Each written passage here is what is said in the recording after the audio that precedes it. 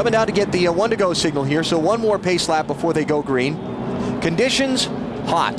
That's something we haven't talked about, and it's something that is going to be a huge story before this day's over, is the temperature. I mean, what is it, 95, 98, 99 degrees outside. Track temperature, 132 degrees. It's been a long time since these guys raced under these conditions. Right, and which is going to make inside that car temperature probably about 140 degrees inside that car. You got the right side windows on the car, so you don't have a lot of air circulation. You see the hose on the top of the helmet.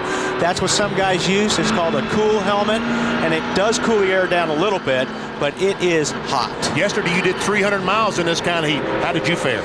I actually felt really good. I had the hose on the top of the helmet. I put an ice pack underneath my suit over my heart and, you know, drank as much water as possible. But, you know, that was 300 miles. This is 500. And with these closed face helmets that the drivers use today, you just can't get as much water on a pit stop as you used to could with an open face. Yeah, they handed me a bottle of water, and it was just a regular bottle, and I had to push my helmet down over my chin so I could get the water in. But a lot of these guys carry thermoses in their cars as well. But you only want to use the thermos as a last resort. You want to get water on a pit stop as much as possible.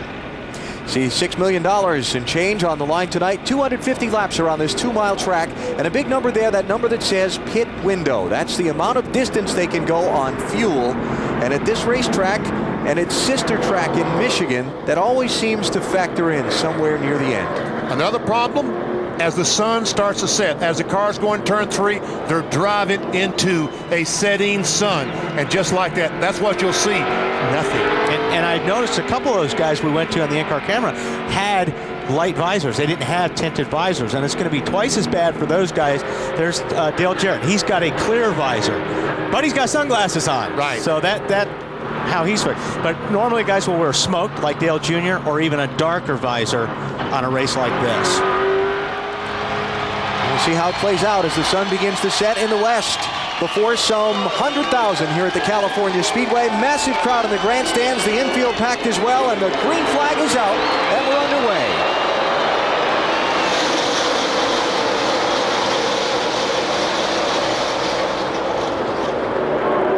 One of the cleanest starts I think we've seen all year so far. Here comes the tricky part.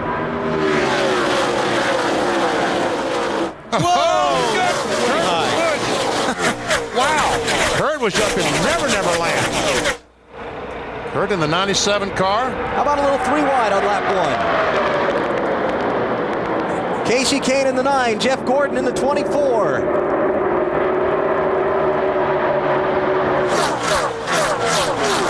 That's a great shot. These cars come through the corner, 2, 3, 4 wide, and Vickers will lead that first lap from the pole.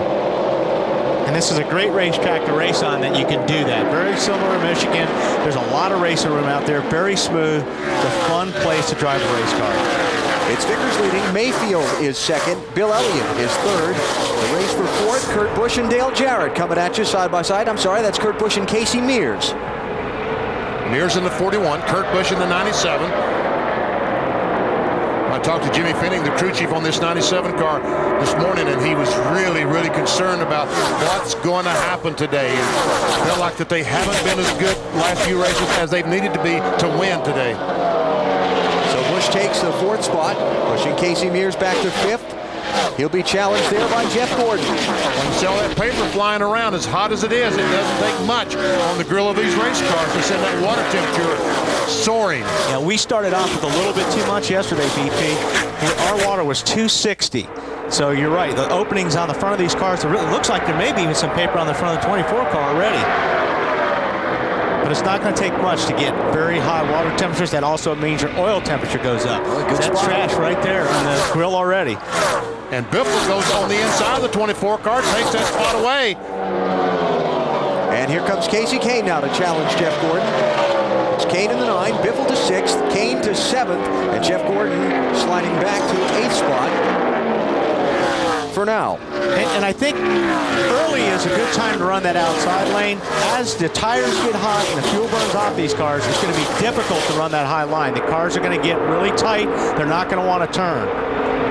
Here's Jimmy Johnson in 48, trying to work his way up through the traffic, racing Joe Nemechek for it's going to be about the 10th spot. That's where you want to be, right where Jimmy Johnson is, I think, on this racetrack, right on the bottom. You can stay like that for most of this run, you're going to be very, very fast.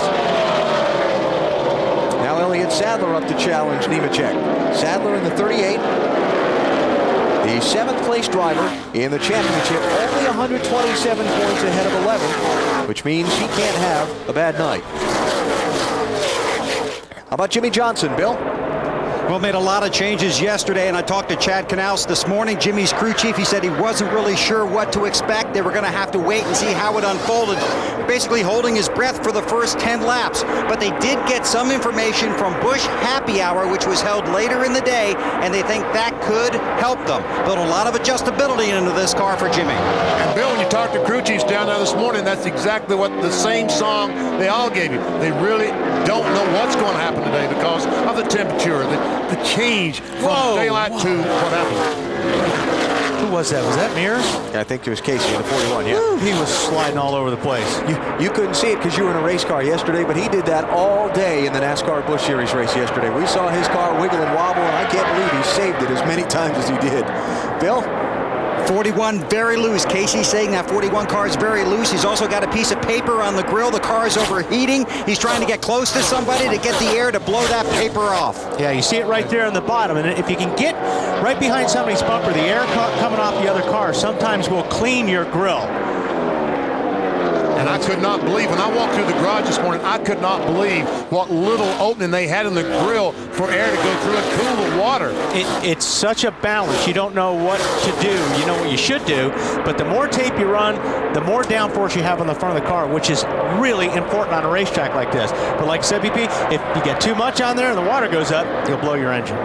Here comes Mark Martin in the 6. Another one of the drivers in the race to the chase. Mark in 12th position. In the championship, 35 points. Check that, 26 points out of 10th spot. And there you see him right there. 41 cars going back and forth on the car in front of him. Mark Martin, he's trying to find that air to clean the grill. He may have done it. It looked like it's gone to me. Yep. And then there's all this other garbage they're going through, but he did get it off. And we keep talking. Let's go inside our Home Depot garage and show you exactly what we're talking about by this debris. You see air goes through the grill on the race car. That goes through the radiator and cools the water and also the oil. They put tape on there that creates downforce, as you see the green arrows. But all it takes is one little small piece of debris, and pretty soon the car's in the garage overheating. So Casey Mears fortunately able to use the air, like Wally was describing, to get that piece of trash off the grill, and that's going to help cool his engine down just a little bit. So Mears is now settled in the 10th spot as Jimmy Johnson in the 48 has gotten by him. Boy, that thing is loose. 41 car of Casey Mears is loose. From the middle off, he is fighting that car, which it may be to his advantage if it goes to tight. There you go. I feel your pain there because it looks it. If you did hear what he said I'm a 20 on the scale of 1 to 20. I'm a 20 loose. Here's the race for the lead. Jeremy Mayfield running right with Brian Vickers. And Mayfield in the 19 not able to take it away. Dave? And he may want to get just close enough to get some paper off the grill. Same problem for Jeremy Mayfield. They said on the right-hand side, I wasn't able to see it last time we went by, but he says it's getting hot in the 19 motor as well. Bill? And they warned Brian Vickers in the 25 that 19 is going to be desperate for 5 bonus points, so run as hard as you can, but keep that in mind. He might really want to get by you. Mayfield 35 points out of 10th place in the race to the chase.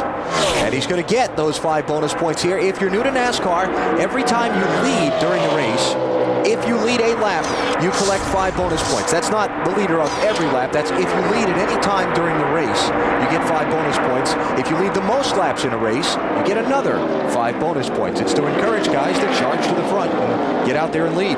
Battle for the 9th position between 48 Jimmy Johnson, 38 Elliott Sadler.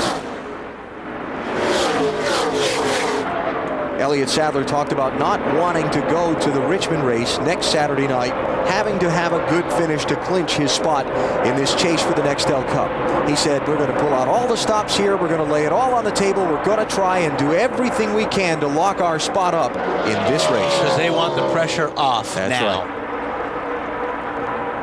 Jeremy Mayfield, 35-year-old from Owensboro, Kentucky, the 2000 winner here at the California Speedway, is the new leader of the Pop Secret 500.